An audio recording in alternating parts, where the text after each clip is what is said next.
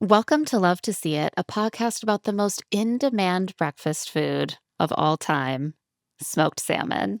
And also like murders and effigies and banishments, but mostly this is a podcast about salmon. The stakes are who gets to have the salmon, right?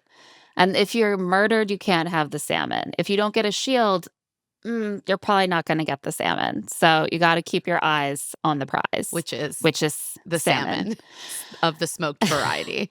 So, of course, today we are back into season 4 of The Traitors. Last week, the show kicked off with a 3-episode premiere drop. Week 2 is 2 episodes, and then they're going to chokehold the rest of the episodes. We're going down to 1 a week after this. We're going to do a bit of a bottleneck.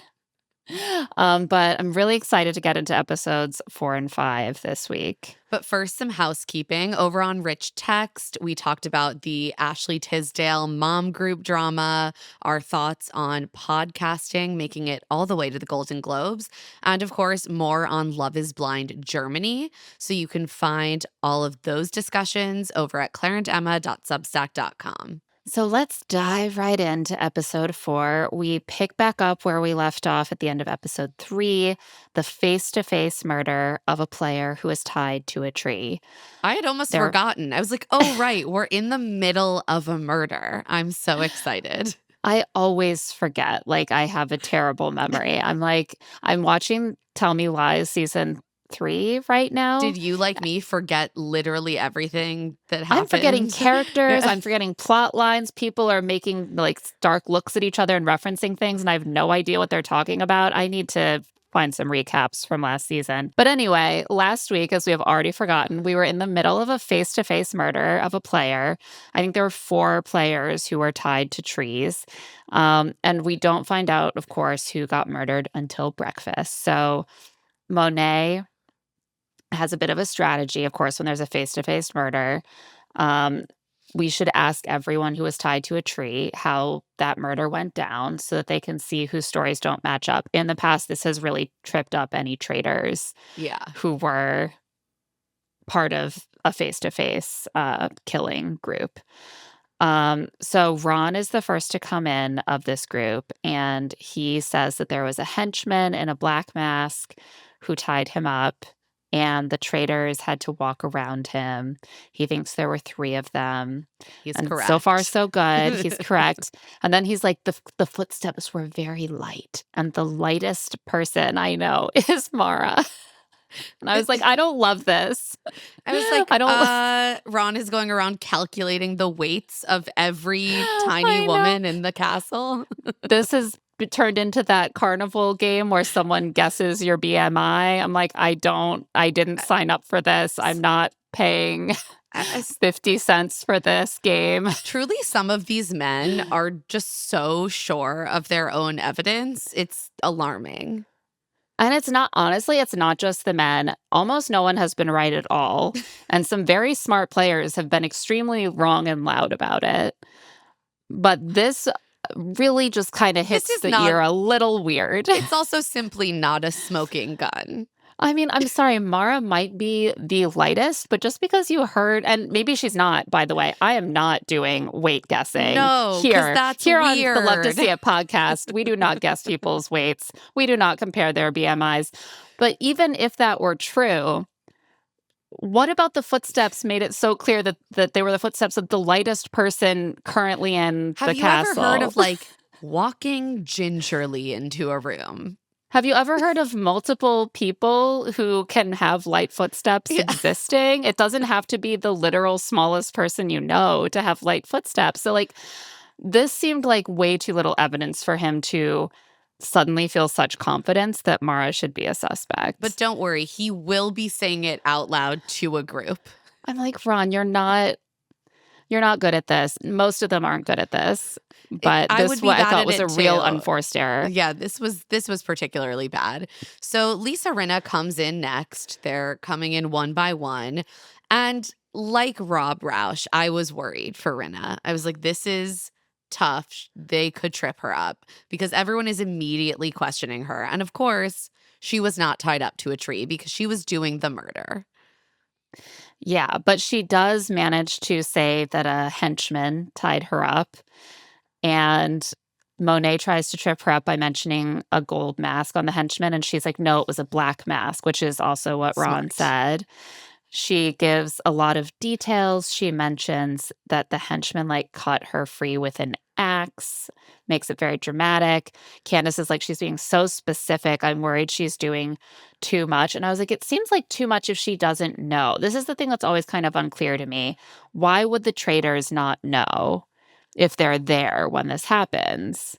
I think in this situation they were there, but last time Last time they it was in a weren't. church and they didn't see every part of the murder.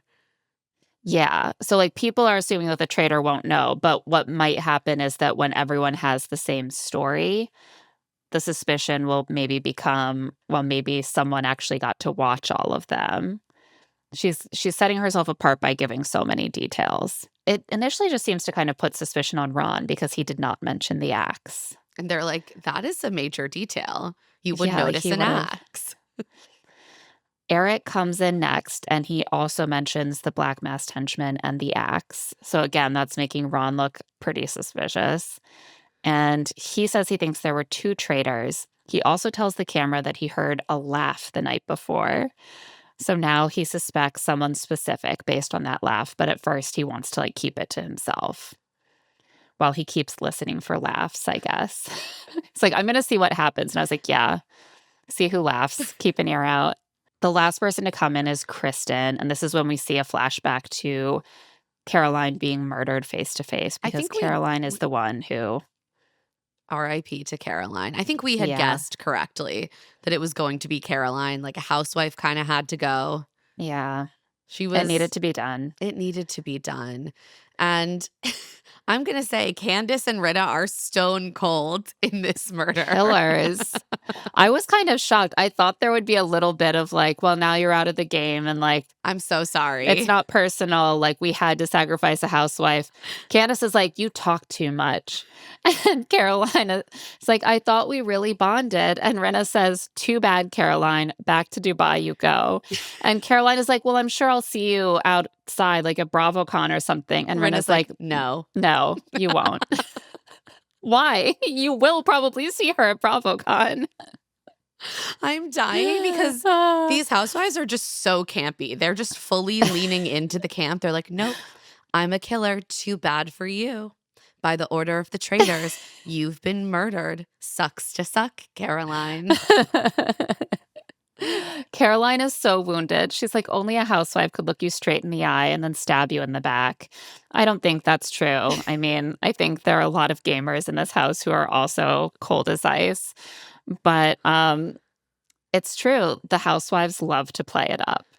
And They're like, that's why I'm they're playing an amazing assassin. traitors. I'm like, yes, lean in, play the part, put on a good show. I think Claire and I have been very struck that like there are clearly some people watching this show and analyzing it truly through gameplay. We watch and analyze this show from a narrative perspective. So I'm looking at this being like, who is bringing the best performance? Who is really Yeah, 'cause setting the tone?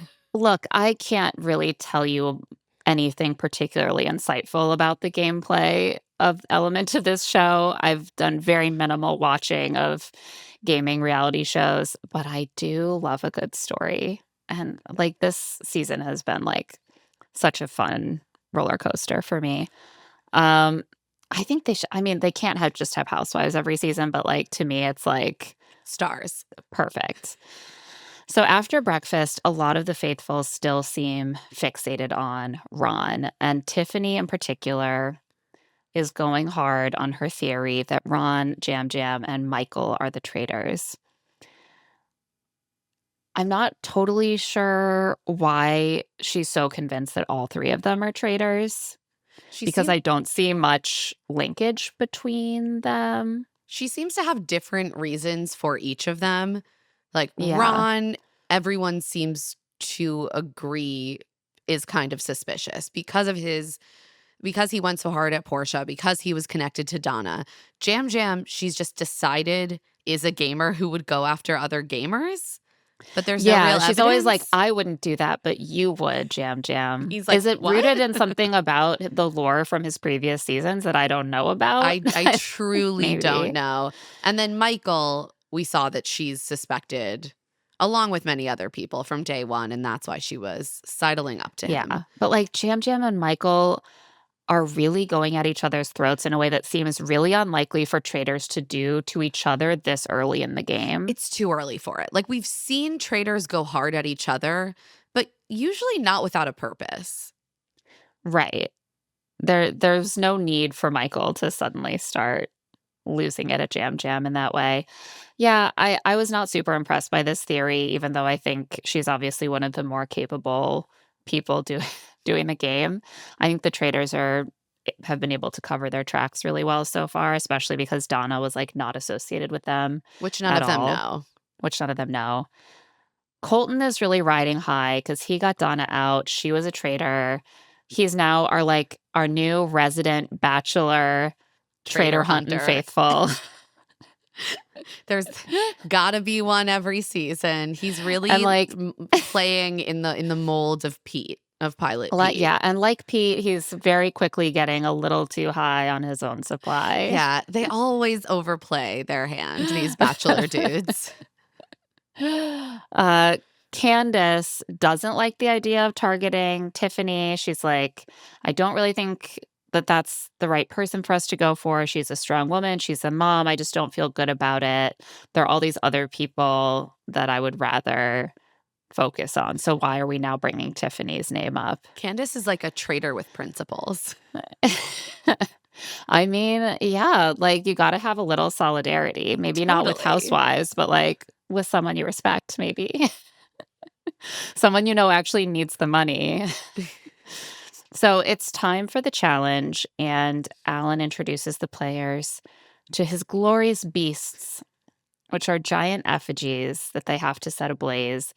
And to do this, they have to find spears in the woods I just that are like the they're marked by mechanics. corn dolls. The mechanics of these challenges are so funny. I was writing these notes being like, nothing about this makes sense, and yet I'm Genuinely, obsessed. I like want to interview someone who works on designing these games.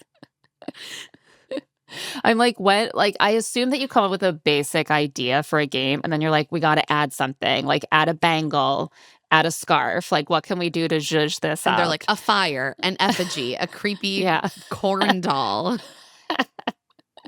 a token, a necklace. So, yeah, once they found a spear, they have to light the spear in a fire pit and then drive it into an effigy. Each time a beast is set on fire, one player's shield is burned with it. So whenever you drive a flaming spear into, I feel very weird saying drive a flaming spear for Yeah, some but reason. You got to drive that flaming hot spear deep into the effigy and shout another player's name as you do it. Stay tuned for our heated rivalry coverage. There are 10 effigies. And so if you put a flaming spear into each of these effigies, 10 people will have their shields destroyed. They'll be put up for murder. So yes, you shout the name of the player whose shield you want to destroy as you are stabbing the effigy with the spear. It's a little bit sexually violent. Like that's kind of the undertone of the Traitors that makes it so alluring. And the players split themselves into groups. While this is happening, Monet confesses to Candace that he's a little suspicious of Lisa Rinna. Ooh, poor Monet. And you could just see that Yeah. Candace was like, oh, I love Monet, but Yeah. this is not good. This is not good. The groups break down as Lisa, Monet, Candace, and Eric, Kristen, Mark, Colton, Mara, Rob, Tara, and Dorinda, Stephen, Natalie, and Michael, Johnny, Ron, Tiffany, and Jam Jam. And so, of course, like people are not going to spear someone in their own group, but they're looking for people that they think make sense in the other groups when they get a spear. So Michael finds the corn doll and then just keeps being like, I have the doll. It's like, You're supposed to find the spear Michael, that affiliated. marks where the spear is. You don't have to get the doll off the tree. You can't drive the corn doll into the effigy. The corn doll can't do anything for you. This all smacks of gender. This doll is useless. Go get a spear. Candace's group goes for Tiffany, which really bums her out because she's like, I want to go for Michael and his loud ass mouth. Whenever people are like, I hope that this annoying person will get murdered, I'm like, they're not going to get murdered. You have to banish them. They're too useful. Rob and Mara are again like flirting during the challenge. Mara's just constantly like, how can I put myself in a position to be manhandled? Yeah. Rob, pick me up. Give me a little break. I'm like, you think it's easier for him to run with you than for you to run by yourself? No, she's just like, wouldn't it be fun if Rob threw me over his shoulder and ran with the spear towards the effigy in order to penetrate it? I'm not saying it doesn't sound a little bit, there's something deep in my psyche that's like, I get it, but we're empowered 2026 women now. We can walk. We can walk while the man carries the flaming spear. So ultimately, a bunch of players do lose their shields. Ron, Tiffany, Monet, Michael, Tara, Steven, Lisa, Mara, Johnny, and Jam Jam. They do add $20K to the prize pot. I feel like the theory that people have about who to burn shields for is not always very on point, because often they're going for someone they're like, oh, I love Steven, but I don't think anyone will like murder Steven. He's so nice. I'm like, no, that's exactly who they're going to murder. Someone that can't be traced back to them. Like all of the quiet, nice people are getting murdered. And it's someone like actually Michael or Jam Jam that's very safe to put up for murder because they're convenient for the traitors. Right. They're distracting. Yeah, I'm like, you have to stop thinking, oh, I'm going to expose this gentle soul to murder, because who could do that to them? The traitors could, and they will. It's the easiest thing in the world for them. I think some of them also want to burn the shields of people that they suspect of being traitors, because then they can build evidence that, oh, this person's been up for murder so many times. Yeah. They keep evading it. Maybe they're a traitor. But that is kind of the double bind of anyone suspecting that you're a traitor, because then traitors don't want to murder you because they're a shield. And then, yes, also people want to put them up for murder to see if they'll get murdered because they think they're a traitor, which they won't get murdered because traitors like having them around. And then when they don't get murdered again, it's like, see, they're probably a traitor. It actually proves nothing more. Yeah. Once you're in the pot of people that are suspected of being a traitor, all of that evidence just kind of keeps pointing back to them either being a traitor or being useful to traitors. Because it's just very hard to actually find a smoking gun on someone. It's all instinct. And so once someone's name is out there, it feels like eventually the group is going to get them. Yes. Yeah. So during the car ride back, Tiffany tells Mara that Ron thinks she's a traitor, and Mara's furious. She's like, now I'm coming for Ron. I did notice that people were taking it very personally when they got their shields burned, especially like Michael. Wow. Michael takes everything personally. But people get really mad, and I'm like, this is... Name of the game, baby. Also, it's 10 people. That's a lot of people. The larger group at this point seems torn. Like, are we going to go for Tiffany? Are we going to go for Ron? And Colton is really leading the Tiffany charge at this point. On that note, we're going to take a quick break. And when we get back, we will head to the round table. And we're back. So it's time for the round table. Colton starts out by going hard for Tiffany. He's got the wind in his sails. He was right last time. And he says that when he heard Tiffany lay out this plan to go after Ron, Jam Jam, and Michael, it wasn't really about suspicion or evidence. It was just about like having a plan to take people out. And he thinks that that is traitor-like. And Tiffany is not receptive to this. She's like, you're wrong. I'm smarter than you. Like, you're on the wrong track. And Ian and Rob were my closest allies. Like, I wouldn't go for a gamer. Jam Jam would.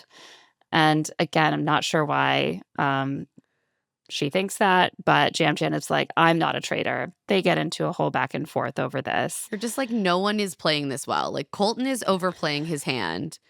Tiffany is also kind of overplaying her hand in like laying out this plan to a room full of people in the first place. Yeah, I thought that was a bit of an error. It's really hard to tactfully target people that you think are traitors or that you think are strategic to get out, because the more you talk about different people you suspect, the more attention ends up reflecting back on you.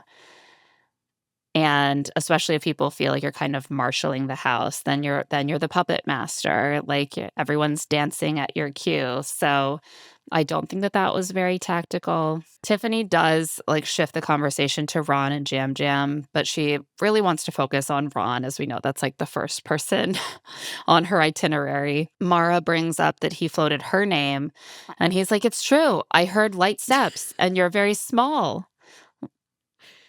So I have to consider that. To everyone else's credit, they do not take this and run with it. They're like, sure. Okay. Like, okay. But then Eric is the one who I think really shifts the conversation, because he brings up that during the tied to a tree murder, he made his plea and made a comment that he hopes if he dies, his soul and the souls of all the other faithfuls will haunt the traitors. And he's like, I heard a laugh. I love that he's making this like emotional plea, and he's like, and one of the traitors laughed at me. And he is 99% sure that that laugh came from Tiffany. Uh-oh. I'm 100% sure that that laugh was not Tiffany. No, it was not Tiffany. I was like, oh no, oh no, Eric. You did. This I'm is sure a- you did hear a laugh. I'm sure he did. Like, the tough thing is that I think most people do not have such a distinctive laugh that you could Right. identify it He that heard precisely. a woman's laugh. He heard a woman's laugh. It's like, maybe Candace, maybe Lisa Rinna, maybe one of them has a laugh that is more similar to Tiffany than the other. But one thing we can say for sure is that he probably heard a woman laugh. And like, he thinks that it's Tiffany because he already suspected her.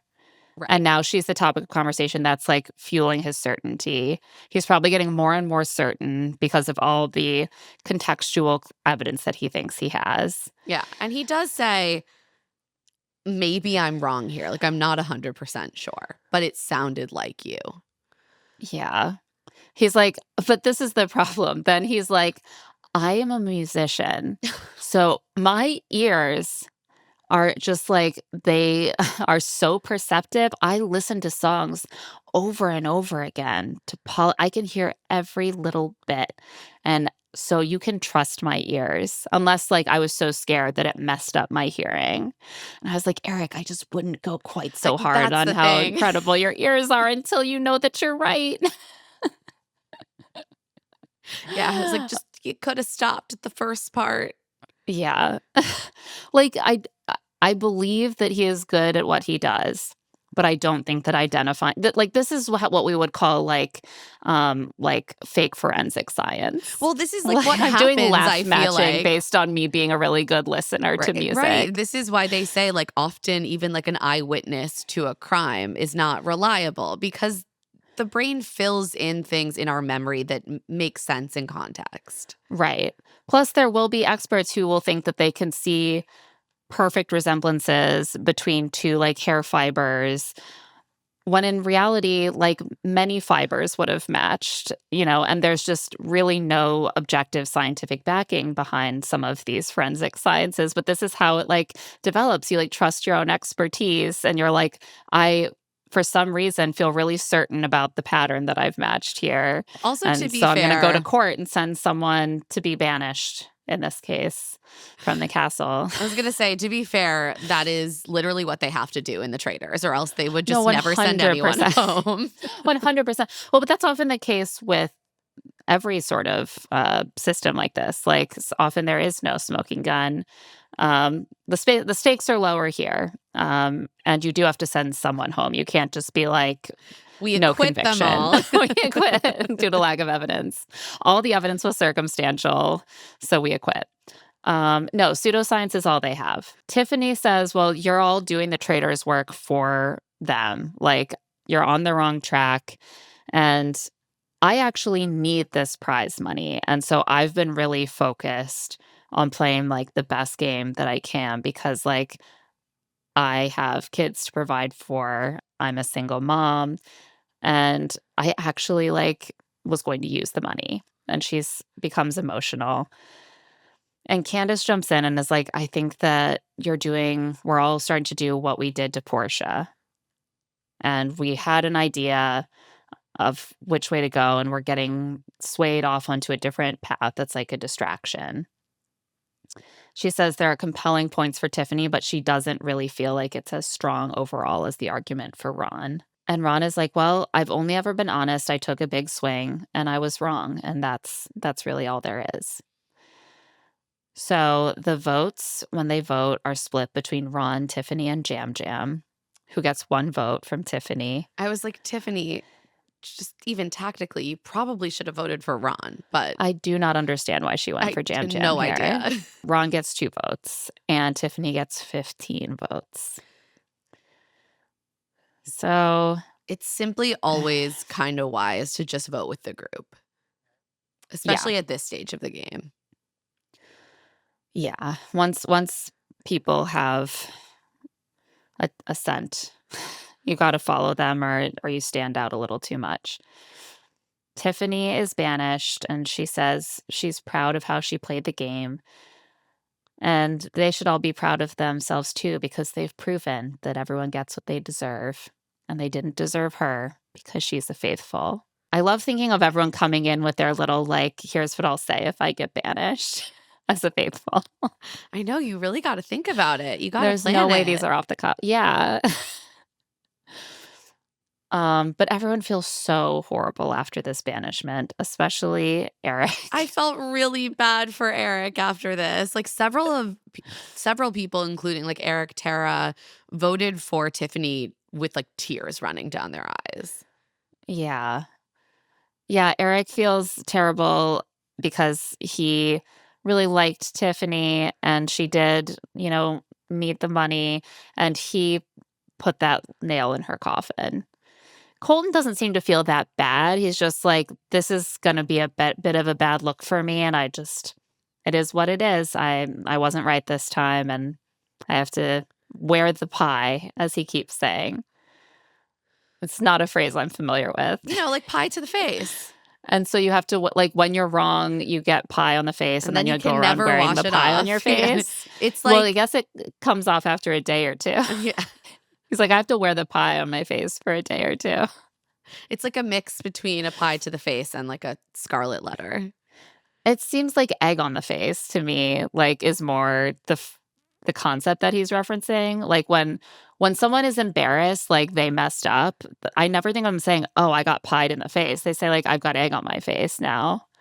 Yeah, that might have been more apt. Both make sense to me, though. He's mixing up some metaphor. Like, it's not that it doesn't make any sense as a metaphor. It's just that it's not common, and he's saying it like it's something everyone says. Or maybe just no one says it around me because they know how I feel about pie, which is that it's for eating. So he doesn't seem to feel that bad, but he does know this is going to set him back because he was the head traitor hunter. Never good to be wrong when you're the head traitor hunter. But don't worry, because he played football for 17 years. So he will continue to be bold and aggressive, because that's what you do. What's underpinning his aggressiveness and his decisiveness. And I wish he could speak on that. Like, is there something in his past that he's done that maybe gave him those skills or that mindset? But he's so coy, I guess we'll never know. We'll never know. Michael tells Kristen that he has a new theory, a new like mathematical theory, I guess, about who must be based on who is there, one of the traitors. And he tells Kristen one of the 3 hunks is a traitor. And Kristen is like, who are you talking about? And Michael Michael clarifies Kristen. the 3 hunks are Colton, Rob, and Steven. And I was like, even a broken clock. Yeah, I mean, if you say at some point that basically everyone must mathematically be considered as a potential traitor, then yes, you will name some of the people Exactly. who are traitors. And he really got there this time. He did. So the traitors meet in the turret to do their murder. They have 8 options, and they decide that they definitely should not murder Michael, Jam Jam, or Ron because they all already have suspicion on them, Of obviously. course. And like Jam Jam and Michael are always terrified of being murdered. And I'm like, no one would waste their energy murdering you. So instead, they have to choose between Johnny, Monet, Tara, Mara, or Steven. They initially think of doing Mara so that it would be pinned on Ron, but then they're like, that seems too blatant. Like they would realize that someone was trying to frame him. Steven would be random, but he's useful on missions. The hunks always get protected because they're useful on missions. I know. They're like, oh, we need at least a couple men who can carry lugs. things. Yeah. Need some muscle. They're like, Johnny would be random, but he's always so insightful in conversations. They just like him, which They just like same. him. Monet said Lisa's name during the mission, but they're like, Monet is also really useful during missions, so maybe that's not good. And they're like, Tara is also good to have around because she's sweet, but basically like dumb. They're like, she doesn't know anything, so she's not. great. Yeah, she's got nothing. Yeah. I don't agree that she's dumb, but you don't have to be good at the traitors to be smart. There are other ways that we can be smart. Yeah, I think they're basically like, she doesn't know what's going on with the traitors. And to be fair, I agree, and I probably wouldn't either. Yeah, I would just be there for the outfits, basically. Yeah, the outfits also, I will say, the outfit game is increasing. Maura is wearing like little hats that match her little like latex jumpsuits. Like everyone's really Next episode, bringing it. Ron wears an outfit that I truly did a spit take when I saw it. Yeah, I will but say we'll get to that. Yeah. I mean, that brings us to episode 5. And episode 5, I think the fashion really shines, including Alan's, because that like glittery murder t-shirt was really doing it for me. I think it's a knit vest. It was like quite a bold look. His stylist deserves millions of dollars. No, he's like, there's during the challenge like a little like red sort of cloche with like beading dripping down the front. Like yes, the also kilts, the makeup is doing incredible work. Yeah. Everyone who is involved in Alan's styling is a genius. This is like the most fun job in fashion, I think, because it's almost like no pressure because it's supposed to be campy and fun. It's not even supposed to be like you can come up with the weirdest possible idea and everyone's just like, yeah, slayed Genius. it. Perfect. Killed Genius. it. There's no guardrails. So episode 5, we of course come in at breakfast as everyone is waiting to find out who was murdered, and everyone is still really torn up about Tiffany. It is weird how like the economic incentives, normally they don't really consider them because it's not relevant to the strategy, but it does seem to kind of hit home to them at this point that a lot of them don't have much to get out of being on the show financially, and like $200,000 would not make much of a difference for them. But then you have someone like Tiffany, who, as we said last episode, like a lot of gamers don't make a ton of money off of being celebrities. And she needed this money. And that is tough for them to kind of swallow, that they were wrong and they took someone out who could have used it more than them. And Eric is like, I feel this especially because I'm the child of immigrants. And so I was raised to feel responsible for others. He seems so sweet. Yeah, he is I like Eric a I lot. really like Eric. And he's funny too. He gives good Yeah, I feel interview. like Eric is really coming into his own. Like we didn't get so much from him in the first couple episodes, but we're getting more of the He's Eric getting in the mix. personality. Yeah. Meanwhile, I keep forgetting that Steven, like who he is. Steven is mute and he's just there to carry things. Literally. Colton is also super stressed that he'll have to wear some pie on his face about being wrong. Not Nick. So I do think I was like, Eric, I think a lot of us were raised to feel responsible for others. And then Colton was like, I'm going to have to wear the pie on my face. And I was like, nope, Eric, you're right. You're different. Colton doesn't feel guilty. He's just like, this is slightly embarrassing. He's like, this is strategically bad for me personally. Yeah, exactly. They're also all feeling kind of pissed that Ron escaped. And they also don't feel like he's made an effort to get to know them, which I think is fueling a lot of this. There's no sense of like personal loyalty to Ron that they've started to develop with each other. And Ron, I think, completely misunderstands why making actual social connections is important. We'll get to that more later. But at this point, Dorinda makes a comment like, I keep asking him questions about his life, and he hasn't asked me a single question. As a woman who has been around a lot of men who don't bother to ask a single question, that would not endear you to me. Yeah, of course not. Like, this is just very basic, like how to win friends and influence people. If you want to have influence, you have to win the friends. You have to make them feel invested in you in some way. A lot of times what happens with the game like the Traitors, or at least the game of the Traitors, is that people struggle to integrate all the different parts of the game. And Ron has just taken the social part of the game and just thrown it out the window. He's like, that's not relevant. Grave error. Grave error.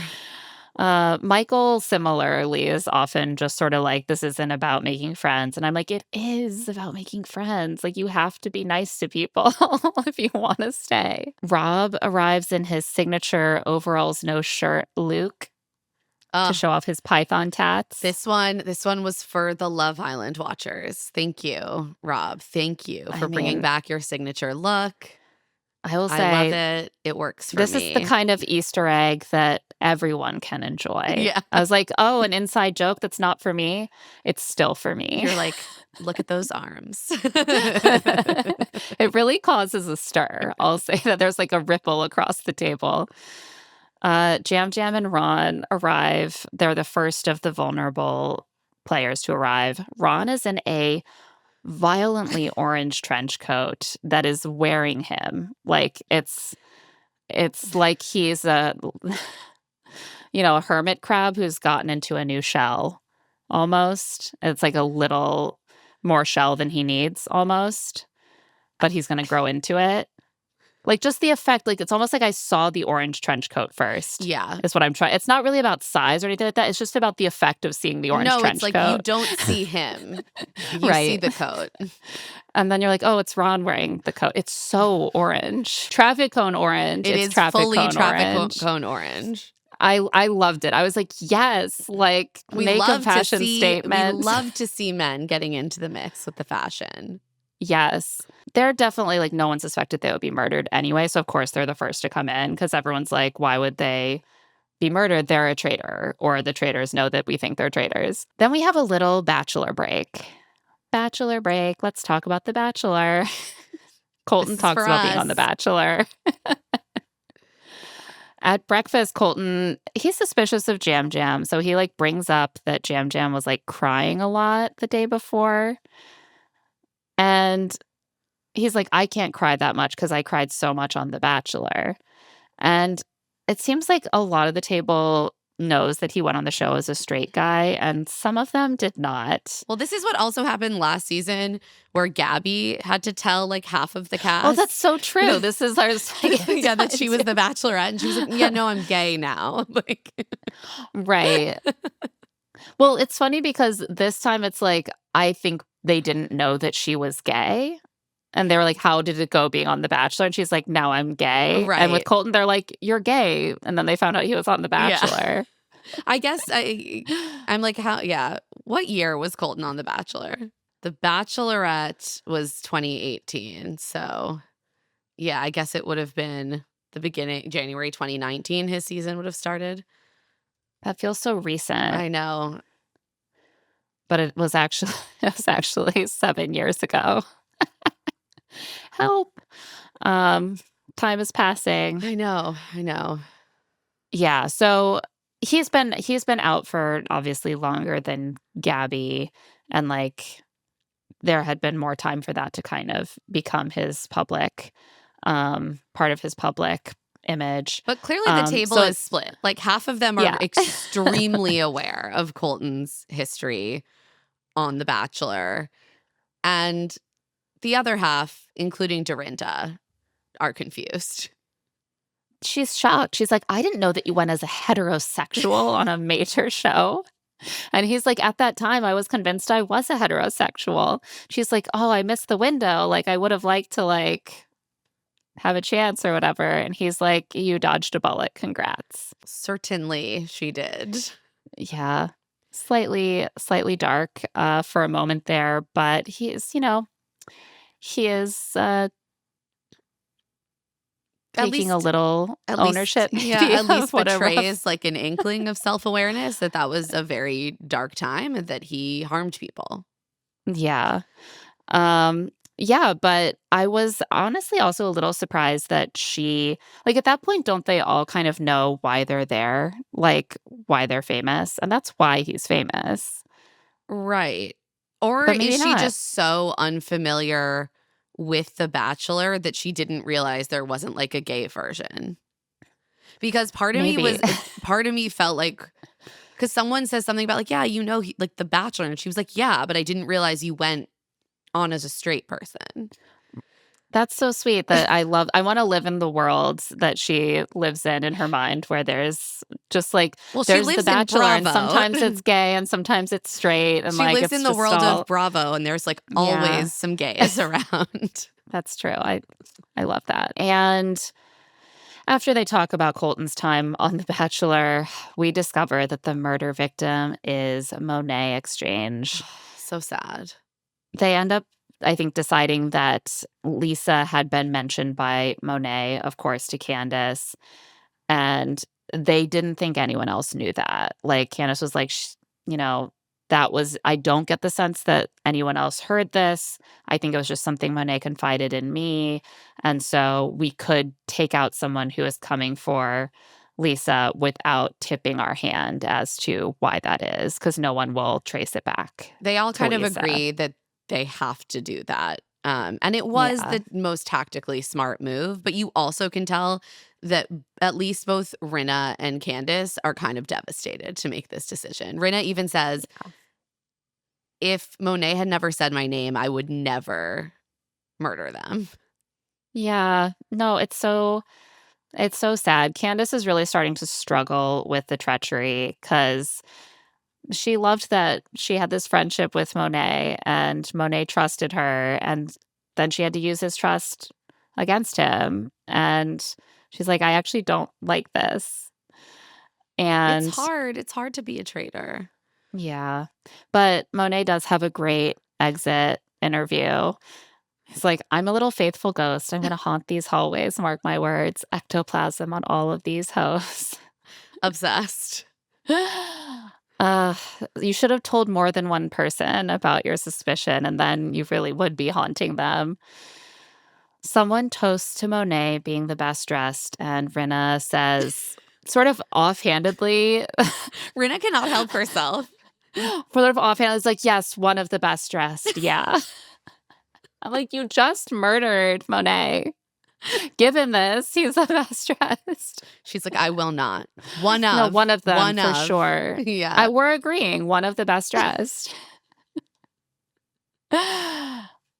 So on that note, we're going to take a quick break. When we get back, the rest of episode 5. And we are back. So Rinna is feeling stressed that her name is being floated. And she's like, okay, I need to get in the mix. I need to find a name to float. And so she's like, I'm going to go for Ron, who's already on the table. Yeah, I mean, it's the smartest thing is to not find a name, but just to latch on to another name that's already out there, right? So there's a little gathering of some of the girls after breakfast, Kristen, Tara, Candace, and Rinna, and they're discussing who they're going to go for. And Rinna's like, Ron. And then Chris and Tara are like, oh, why? And she's not prepared to really back this up. She's like, many reasons. Rinna. Candace has to kind of rescue her. Meanwhile, Michael, Natalie, Rob, and Mara are also talking strategy, and they are talking about Colton. He was so persuasive about Tiffany. Now he's going hard for Ron. They're like, he's just like controlling the game a little too much. It's suspicious the way he keeps going after people. And Colton is still circulating, talking about Ron. He's even saying like he's not useful in the challenges at all. And Kristen is like, I can't agree with that. Like he's a team player. And Kristen is now starting to develop a firm suspicion of Colton. And now she's entered the space where like her kind of, I think maybe sort of personal dislike that she is beginning to feel, or like distaste for how he's playing, is turning into like this very certain confident sense that he must be a traitor. She's like, he's not curious, he's not asking questions, he's just surveying the group, he's reverse engineering the answers. I think that like he's like people I've seen in the kitchen. He's so caught up in being a leader, he's forgetting it's a team game, he's just using people. And I can see why that would be really off-putting, but it's not like she's so sure that this means he's a traitor, and I'm a little bit less sold on the logic for that. Right, because also in a lot of ways, to be a really overt traitor hunter is a bad move. Because if you're wrong, inevitably the suspicion comes back on you. So why would a traitor really choose to do that? Usually traitors only really put themselves in the mix when they go after another traitor. Mm-hmm. Yeah. And that can also backfire, but like... it can, yeah.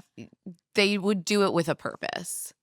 When we've seen people who are traitors get really in the mix of leading conversations about who to banish, it is not a good tactical move, and that is why they usually don't do it. But I can see why it's getting on her nerves and why she's starting to be like, this doesn't seem like the way that someone who really doesn't know who the traitors are and is trying to figure it out would act. Like he's just kind of building cases that he thinks he can win. He's not like really trying to figure it out. Especially when he was so wrong the night before. Yeah. He kind of needed to back down. But like, yeah, it's just so like as a traitor, the only reason to go hard for someone you know isn't a traitor is if there is heat on you. Like, yes, if there's heat on you, then you need to throw it on someone else. Otherwise, why would you put a spotlight on yourself by going hard for someone who isn't a traitor? I don't know. Ron has a new totally random theory that he shares with Mark and Eric. He's like, Michael and Dorinda are the traitors because Michael's a loudmouth and Dorinda backs him up. I'm like, they're all observing things that are true. And I'm like, they actually don't point to them being traitors, but they're so at sea, they don't know what to use. Also, Dorinda backing Michael up seems to be Dorinda saying, this is Michael's personality, which like it is. Yeah, he has a rancid personality. Right. Like, that I don't think Dorinda's like being like, and we love Michael and I will always stand up for him. She's like, this isn't out of the ordinary. Yeah.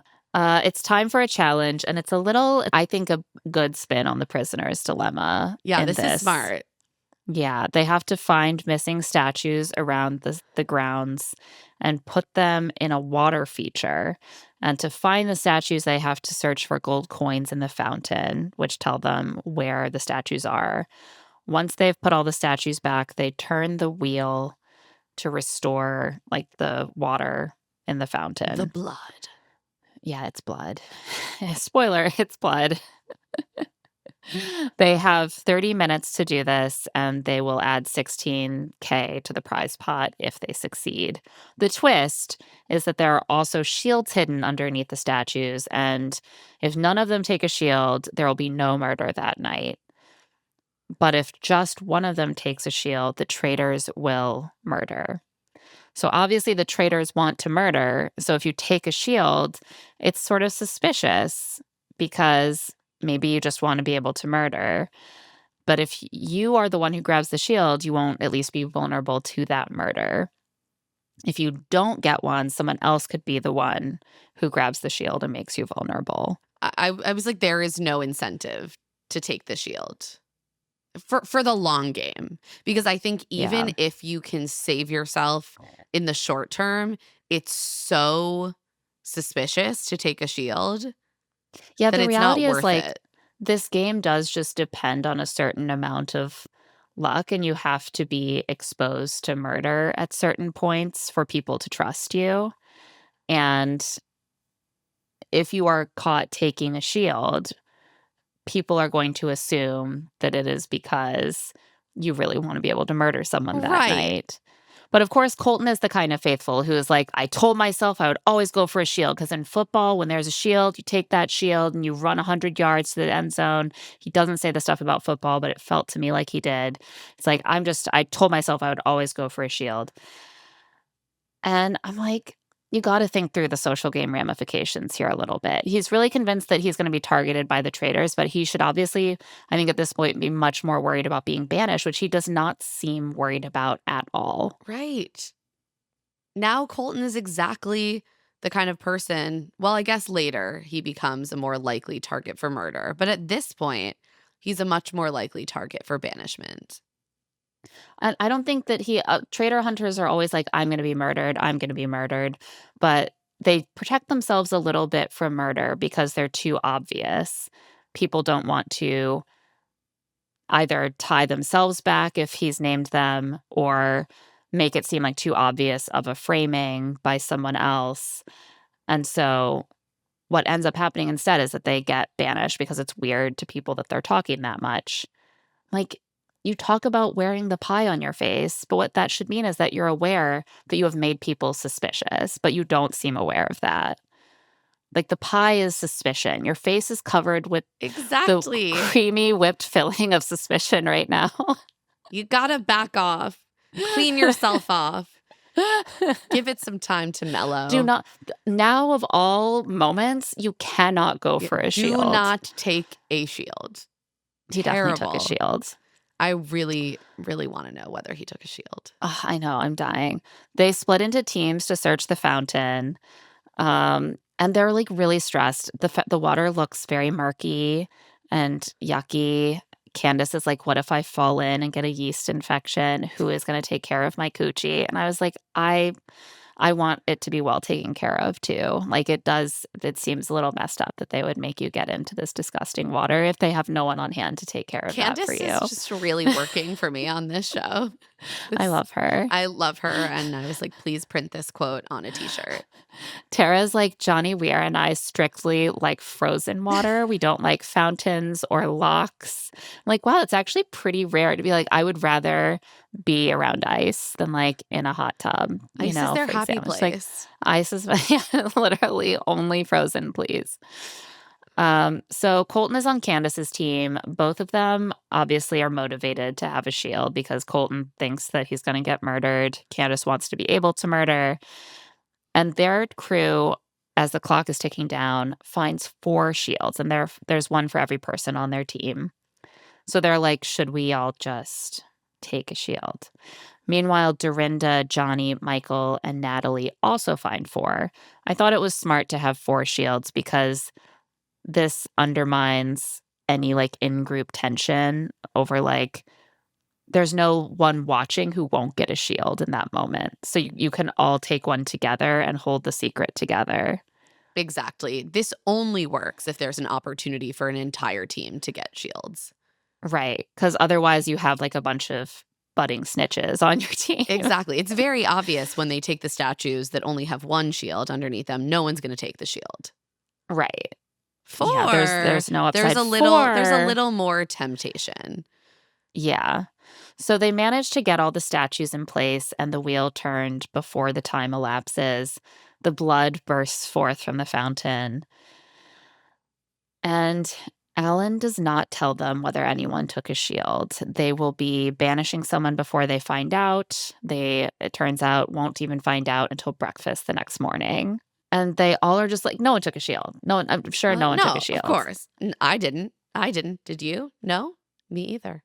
The mantra of this season is, I like everyone, but I don't trust everyone. And they're all like, I like everyone, but I don't trust them. What could they have done? I'm like, I don't even think you like everyone to start with, but you certainly don't trust them. They're mostly like, I like most people, except Michael, really. Yeah, some of them don't like Michael, some of them don't like Ron, some of them don't like both of them, but mostly they all like each other. Back at the house, everyone starts discussing their votes. And Rinna's like, I think Harry Hamlin is going to be really proud of me for roughing it like this because he's a mountain man. And he always says that I think the Four Seasons is camping. But I went in a fountain of blood. Just love the idea of her running into the house and being like, Harry Hamlin, you'll never guess what I did today. I did it. Ron has continued to advance his theory about Dorinda and Michael, and he chooses to tell Dorinda and Steven about this theory. Well, to be fair, Dorinda asks him, but he's like, if you ask me, I'm going to be straight up. I think it's you and Michael. She does not like this one bit. I just think you got to pick one target at a time. Yeah. And you don't need to show all your hate. You don't need to be that honest, Ron. Yeah. I'm noticing that just a lot of them this season, I feel, have just a handful of people that they're rapidly shifting attention between, or they're thinking in clusters. And I understand that they know that there are multiple traitors and they kind of want to think of a way to link them all together. But I think the result is that they're distracting themselves. Yeah. Too much. I'm like, Ron, you just thought it was Mara. Who do you think is light as a feather now that could have been that traitor? What happened to Mara? A lot of other people are throwing around Michael's name, and no one else is talking about Dorinda.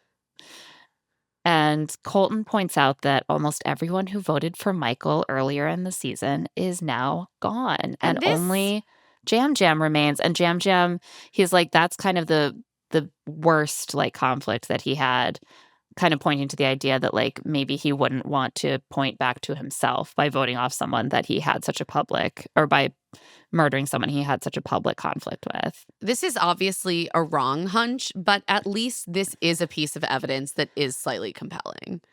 Yeah, I was like, I would definitely be taking note of that. I would be questioning, does Michael have the restraint to, instead of killing off Jam Jam, just bit by bit go after the people no one would suspect? I don't know. He's not someone I associate with that kind of, self-control, but some people sometimes show hidden depths when they're the traitor. Colton and some of the others end up talking about this in the kitchen, and Michael comes in, and Colton sort of playfully asks Michael whether Alan changes into a different outfit in the turret, and Michael laughs, and this is the wrong reaction. I was like, what's the right reaction? Also, everyone's like, oh, instead of answering, you're laughing, you're getting flustered. And I'm like, he could only answer if he's a traitor, and he isn't, so he doesn't know. But then their narrative is he almost answered, but he didn't. Some people might even say that I hate Michael too much. Maybe I've been even too hard on Michael. I don't like him, but it's kind of maddening to watch people latch on to these extremely normal human reactions to these lines of questioning and being like, oh, okay, we have our answer. Right. How would anyone react to that? I mean, I guess they assume that if they were asked that, they would just be like, I don't know, I'm a faithful. I'm the most faithful there ever was. Maybe, but I'm like, it's also very human to be like, because it's such an obvious, you're trying to trip me up. Right. I would probably laugh too, because I'm like, okay, I see what you're doing. I'm not stupid. I'm not going to answer. You didn't catch me off guard. Yeah, so this snowballs. Michael's starting to get really worked up because everyone is like, "You're flustered, like, because you're a traitor." And he's like, "You guys, like, are on the wrong track. I was just flustered because I don't know the answer." Colton is like, "Well, if I'm Mr. Shot, I'm shooting again, and I'm shooting you." And Michael's like, "I'd be more humble if I were you after what you did to Tiffany." And here's the thing. This is kind of a good point. And if Michael could restrain himself and stop here, it might have worked out for him. Might have gone a little bit differently, but instead he starts completely spinning out. He's going around the mansion, like, ranting about Like how yelling. Colton should get points deducted for being a failed ringleader. There's no And he points starts in this shouting game. at I know, I'm like, "What points? Deductions where?" He starts shouting at Colton that he's a traitor and just, like, over and over again, like, pointing his finger and being like, "Traitor." And I'm like, you can't just start accusing people of traitors whenever they accuse you. That looks very suspicious. And Michael tells us in an interview that he's a self-aware guy and he knows when he's acting emotionally or being offensive. And he's like, doesn't always stop me from doing it. It seems that it never stops you, Michael. Like, when does it stop you? No evidence shown. At this point, Colton is like, "Okay, fine. I'm going to come for you then." And he, like, announces to the house, "I want to be responsible for sending Michael Rappaport home." I'm like, I am going to get on board with that ultimately. Yeah. Like Eric, I believe it doesn't really matter if Michael's a faithful at this point. It is just kind of hilarious to watch these two people who are playing the game in different ways pretty badly, just, like, working themselves up, like, bellowing at each other. Oh, it's completely It's like absurd. But it did. I was like, this is exactly what I predicted would happen to Michael. At a Yeah. certain point, he would cross the line, be too annoying or offensive, and everyone would just send him home because they do not want to be around him. Yeah, and it, like, feels like it happened really quickly, considering that he is someone who he doesn't seem like he would be good at being a traitor, there's no real evidence pointing to him being a traitor. He's also convenient enough to the traitors that, like, there's no reason to murder him. In some sense, you could say it would make sense for him to stick around for a while, but they just literally could not take it No, anymore. they can't deal with him. They simply don't want to be around him. And they're like, these filming days are long. You gots to go. So we head to the round table, and yes, Alan is wearing that incredible knit vest with the sparkly murder written on it. It's murder. And there's nothing underneath it, I should say, but a kill. There's no shirt As the Lord sleeves. intended. He's like, yeah, exactly. Candace begins the discussion by bringing up the shouting that was heard throughout the castle earlier. And Michael is like, yeah, so it's because I've been thinking about these words: conniving, colluding, commiserating, Colton. They all start with a C. Smoking They all gun. start with a C. He's right. I'm like, what about this? Mean, malicious, Michael. They all start with the same letter. You know what also starts with M? Murder. Murder. Oh, shit. I think we Michael's a know. traitor. Yeah. There's a lot of evidence that he's not, but the letters speak above all. Look, I think when his parents named him, they set his fate in stone. And so did Colton's, apparently. He's like, last night is eerily familiar with tonight.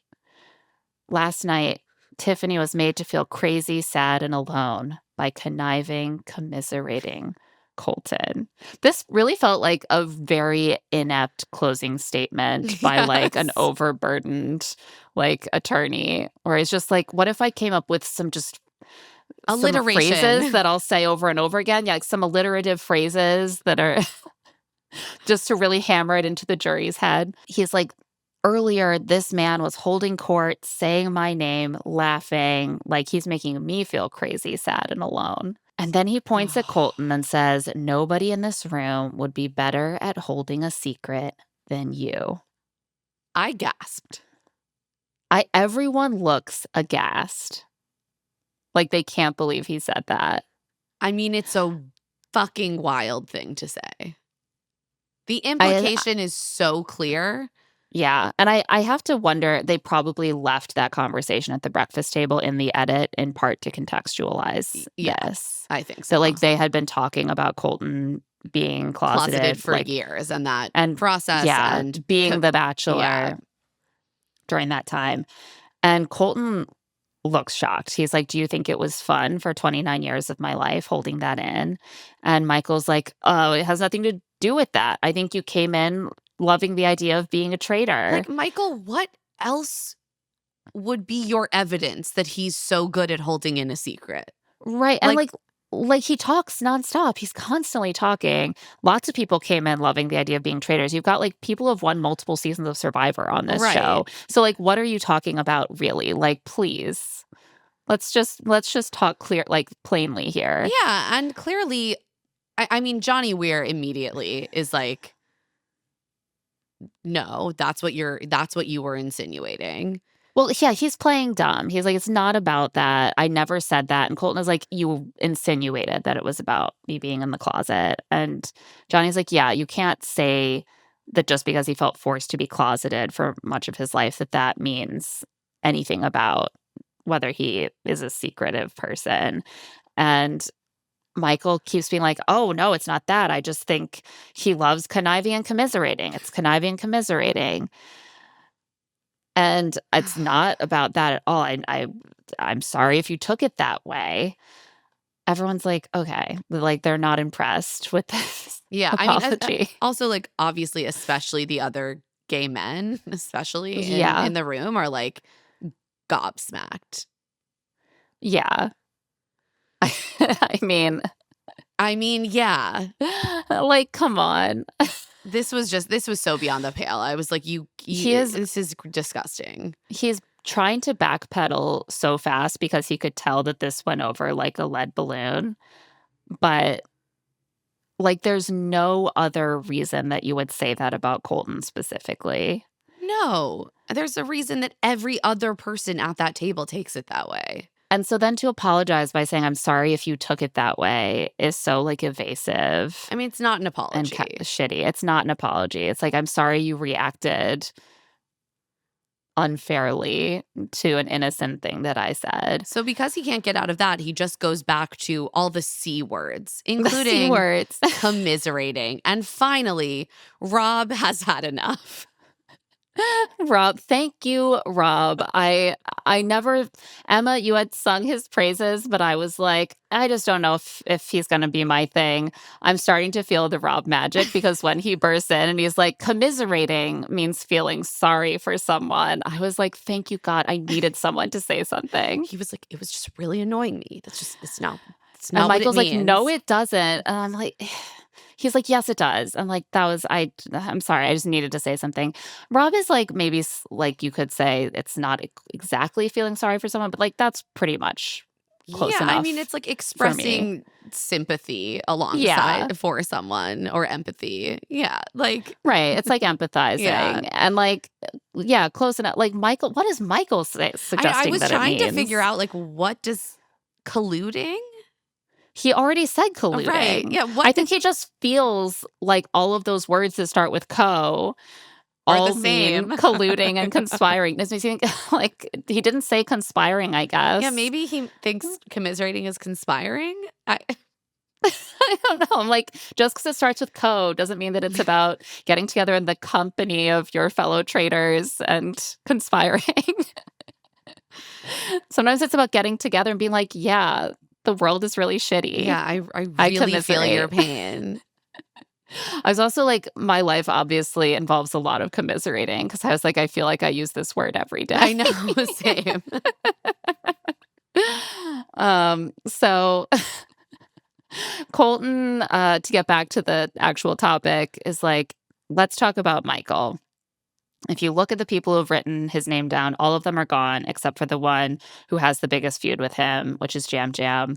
And Michael's like, oh, so you think I would just be the only traitor, just like boom, boom, boom, picking off everyone that I don't like? Which is a fair point. Yeah, I thought that was actually a fair point. Ron takes the opportunity to say that he thinks that Michael is the pit bull for Dorinda. And she's like, well, I think you're a housewife hunter. At this point, I was like, Ron, why are you involving yourself in this? Yes, stay out of it. For once, you are not on the table. Yeah. To my great surprise, because I thought that you were going to be on the table, but no one seems to be talking about you. Well, that's what happens when Michael does homophobia for no reason. Yeah. I was also like, you don't have a good theory. You just feel like Michael and Dorinda are the traitors. You're like, I think that you're the pit bull for Dorinda. And I'm like, that's not like a traitor duo. Like, what does that have to do with them being traitors? That has more to do with them being allies in the house. Right. Also, other people who have a theory, but it's just vibes, are smart enough to be like, I should maybe I can share this with one or two people I really trust. And otherwise, I will shut the fuck up. Yeah, I just don't think that he has that kind of strategic game savvy that and that this would allow him exchange to survive. with Dorinda, I found This is wild. really bad. Well, he's like coming into every conversation now very defensive. He's like, everyone hates me now and thinks that I'm a traitor just because I was wrong about Portia. But I'm just going to play my game and do what I do. So Dorinda brings up that Ron hasn't opened up about his family or asked about hers. And he says, I don't want to know about your family. My family is none of your fucking business. I did not love this. This is a social game. Right? Like you're just literally spending a lot of time with all of these people. It's not going to endear you to anyone to not share anything. And it's also weird to act as if it is somehow a bad thing to be curious about someone's life. Yeah, I was interested that he seemed to feel that it was like invasive for her to try to get to know him by asking about his life. Maybe he doesn't want them to be talked about on TV, but like most people are going to be approaching things differently. Also, then the way to handle that is that he could say, I do really want to get to know you, but I just feel uncomfortable with bringing my family into the conversation on television. Yeah. Like he could literally say that. Instead, he's like, my family is none of your fucking business, lady. Yeah. Jesus. It was a lot. Like I was like, there's no way that is going to go over well or look good to everyone who is voting on whether to banish you. So I wouldn't say that. Just don't. I think it's interesting that the two comedians in the group are the ones who have like socially isolated themselves the most quickly. I know. Like it's sometimes those comic personas don't always translate to like being socially adept in that way. Which I know because I'm like really funny. But also doesn't mean it's easy for me in large social groups. Please feel free not to write in and tell me whether I'm funny. He says that getting to know people's families and friends creates bias, and this clouds his process. I'm like, oh, no. But see, this is where you reveal that you don't understand that this is a game that includes a social component. Right. That's actually essential. And you need it to create bias. You need it to create bias in your favor. Instead, he's like, what if I just gave everyone else a reason to be biased against me? Right. That's how I'll play this game, with integrity. And I'm like, I think the problem is you also still end up having bias because you don't need to know people very well to just take against them because you don't like how they are. Right. Which is like clearly how he's handling some of, like a lot of them do, is just you end up thinking people are traitors because you just don't like them or you don't vibe with them in some way. So things briefly turn on Ron. Candace is like, I still have my suspicions that I have always had about Ron. I think Candace is doing a smart thing by just staying on Ron. Yeah, she's trying to show some sort of like consistency. Instead of the other safe thing would be to like stay with the pack, but is that almost too safe? Like then you can't point to anything that you ever kind of stuck with. It makes it look like you're maybe hiding in the crowd if you can never point to anything principled you did.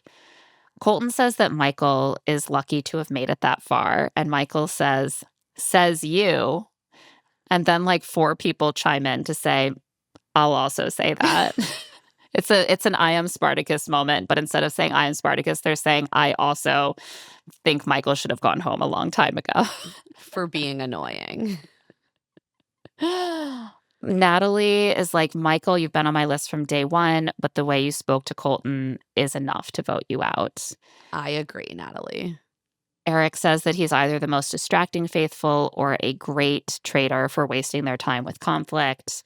And Michael responds, says the man with the magic years.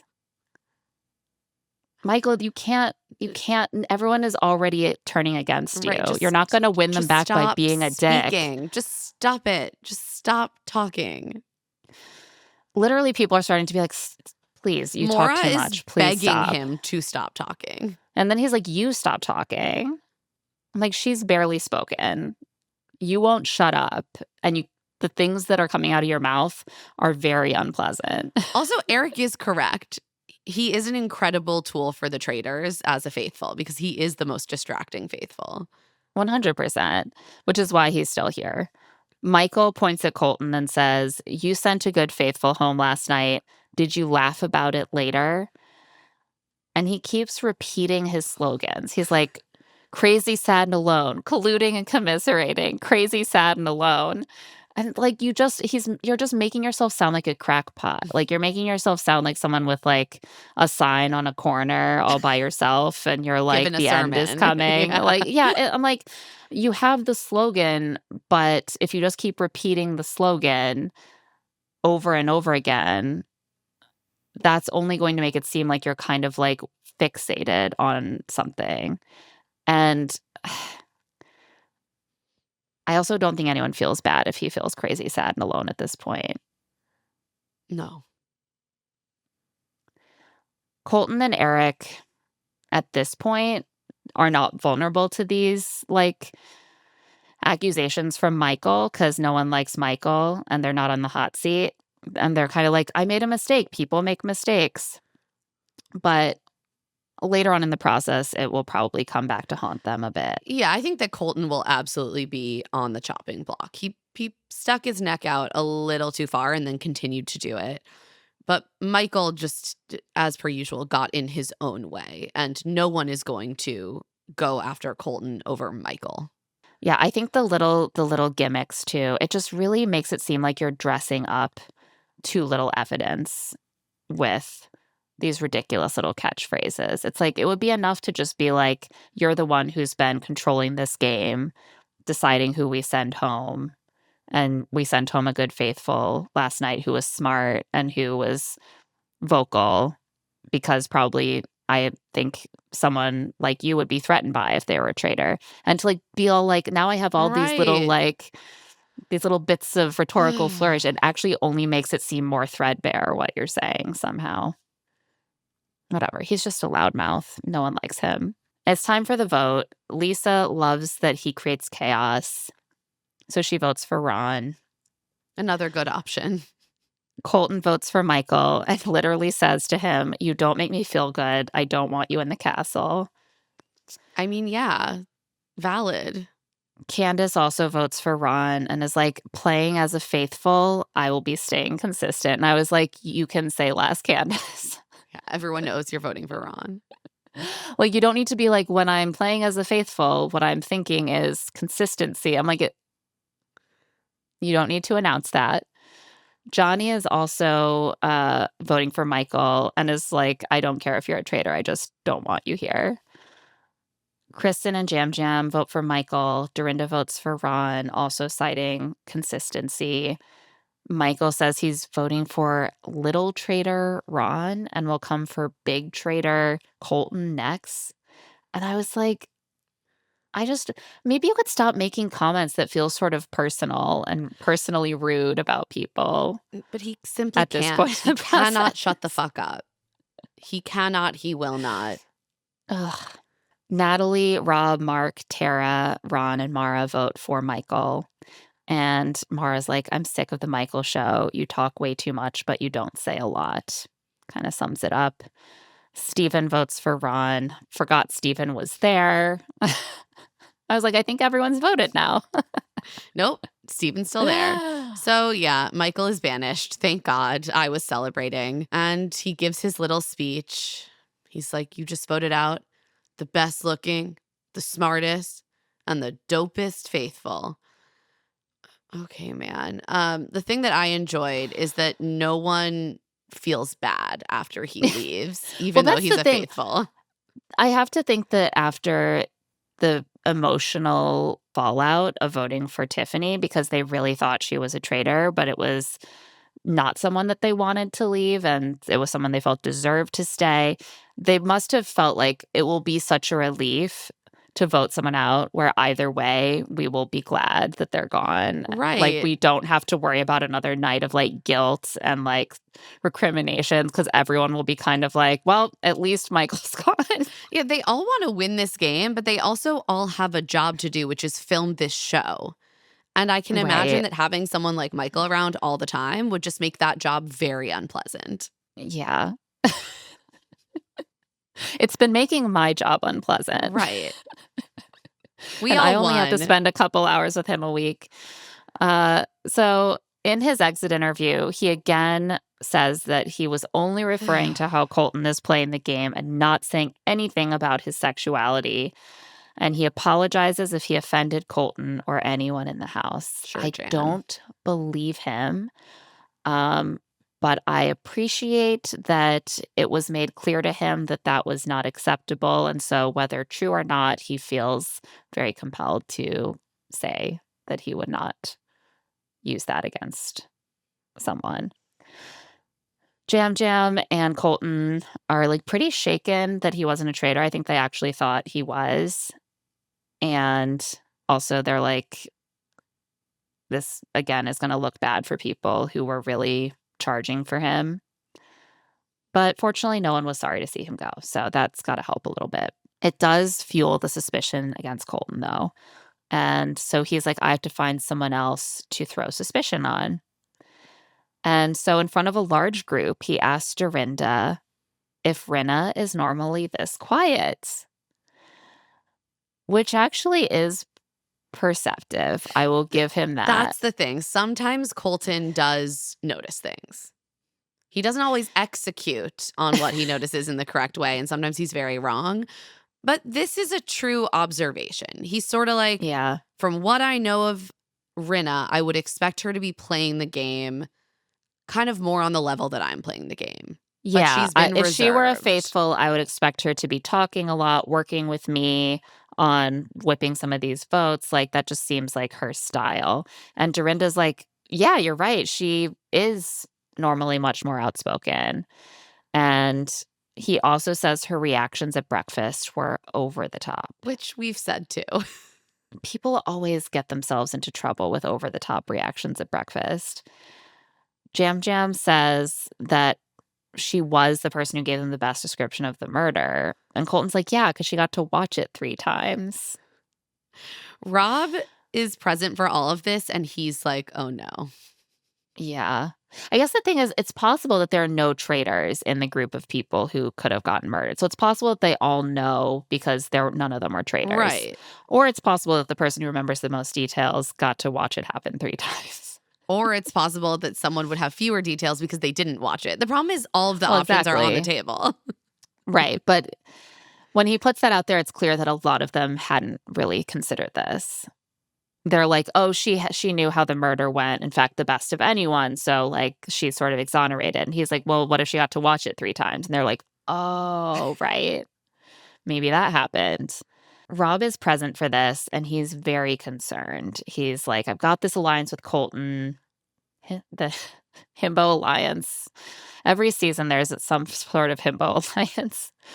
But he also wants to protect his traitors. And so he downplays it a little bit in the group. He's like, oh, wow, I've never suspected her at all. That's crazy. Yeah, I keep thinking of how, like, Colton went on a podcast like a while after his season and talked about kind of what led up to the fence jump moment on The Bachelor. And basically the ways that he was trying to play the producers to protect the relationship that he cared about, like not copping to who was his favorite, like giving them misleading rankings because he thought that he could kind of control how that relationship was treated. And then the fence jump moment coming when he realized that, like, in fact, because he wasn't telling them who his number one person was, that they had not protected that relationship. And I feel like that is kind of his style, that like he is actually thinking a lot. He wants to be doing strategy and outsmarting the game. And sometimes it connects. And sometimes I'm like, you have thought Sometimes yourself it in a circle and fallen backfires. on the floor. But in this moment, he's on to something. He is correct about Rinna. Then we see a cute moment of Tara and Johnny stealing a snuggle and being like, I miss you, I miss you. They really are playing this so well. I keep forgetting that they're friends, which is so funny. I kept being like, people are going to be suspicious that they don't talk. I literally forget that they're close every episode. And then I'm like, wait, they They're haven't been best talking. friends. They're too good. In the turret, we see the traitors gather. They're still in the dark about whether anyone took a shield. None of them did, it seems like, which is I thought that this was threw actually me. really smart, though, because Candace and Rinna are like, we wouldn't do that. Like, that's why I think this group of traitors is actually quite smart. They don't always, everyone's going to make a misstep here and there. But on the whole, like, there was an easy play where Candace or Rinna could have encouraged Colton to take the shield. Right. I think what threw me is that I thought Colton was going to push for them all to take the shield. And it's possible that he like snuck one when no one else in the group was looking, but I don't think he would take a shield if none of the rest of them did, if they could trace it back to him. I don't think he's that dumb. But then that means that they didn't, all four of them, go ahead with it. I wouldn't expect Candace to put herself out there on that, but I could definitely see her going along with it if Colton pushed for it, because you wouldn't like be the only one in the group to reject it on principle. That would look weird. I guess none of them pushed hard enough, and I think that Rinna and Candace both correctly thought that like it would put too much heat on them. That makes me wonder if no one got a shield. Right. I wonder if no one got a shield, or is it just like someone we wouldn't have expected in that other group of four? Well, the other group of four was considering it. Right. So it's possible the other group of four did it. Or that one person who is highly motivated like Colton just like found a moment to snag one. My question is, are they going to learn? They're obviously going to be told whether they're allowed to do a murder. But I wonder if they're not going to be told how many people have shields. Or who they are. Because we've been knowing who has the shields, but sometimes when it's a situation like this, they just have to guess. And then if they go for someone who has a shield, the murder fails. So here's the thing. Here's something I could see playing out, because during this turret meeting, Rob tells Candace and Lisa that Colton is gunning for Rinna. And now they're all, or at least Candace and Lisa, are quite motivated to murder Colton. They're like, he's got to go.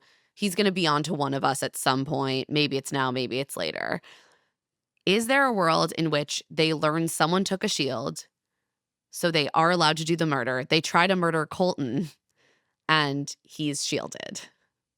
And that would be like the worst possible scenario for the traitors, because then that would completely exonerate Colton. Yeah.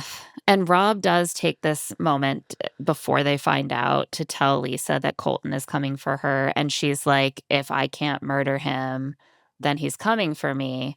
And I was like, but you can't murder him. He told a large group of people that he is coming for you. Right. So like, that would be a very, very unwise decision. And I wonder if in the course of the conversation, they would bring her around on that. I know. I'm so curious to see how they play this, and I'm curious to see if they're even going to be able to do a murder at all. I mean, I think the smart thing on the part of the faithfuls would be for none of them to have taken a shield. But they don't trust each other. They don't trust each other. We end on a cliffhanger, so we'll find out next week. And also next week, the Haunted Cabin Challenge. Creepy crawlies. I really, really hate creepy crawly challenges. At first, I saw the cabin and I was like, Is it the dolls? Does someone get to sing? Please bring back the Tom Sandoval challenge. I expect it will be a different challenge. Yeah, it's always different. But I was like, I don't know, maybe just bring back Sandoval to just play that game again himself. I would rather have dolls than bugs, but no one asked me. I'm really anticipating next week already. I'm really happy that Michael is gone. And I'm kind of excited by how open the game still feels at this point to me. But I don't know. There's a lot of game left to be played. I know. And we're only going to get one episode next week. But, I love this show. I love how campy it is. I love how it keeps me guessing. I love all the new friends I'm making. Yeah. Parasocially. It's beautiful. And yet I know so little about their families, but I still feel like I'm getting to know them. Just through gameplay, but it's more objective that way, Exactly. You don't have a bias. I'm unbiased and unbothered. So on that note, that's it for this episode of Love to See It with Emma and Claire. If you're watching this on YouTube, remember to like and subscribe to our channel. Love to See It is a presentation of Odyssey. The show is produced by us, Claire Fallon and Emma Gray. Our production assistant is Tatiana Knies-Smith, who also edits our video. And this episode was edited by John Bahar. Our theme music is by Tamar Haviv, and our art is by Aaron Nestor. If you like the show, please follow the show, rate us 5 stars, leave a review, and of course, tell all your friends about our show. If you want to get in touch, you can email us at claireandemmapod@gmail.com. You can also find us on TikTok at Love to See It Pod and Instagram at Claire and Emma Pod. And you can find our newsletter, Rich Text, on Substack at claireandemma.substack.com. I'm also on Blue Sky at Emma Gray and on Instagram at EmmaLadyRose. And I'm at Claire E. Fallon. Special thanks to the team at Odyssey, Eric Donnelly, Peter Arriaga, Kate Rose, Moira Curran, Melissa Wester, and Hillary Schiff. We'll be back soon.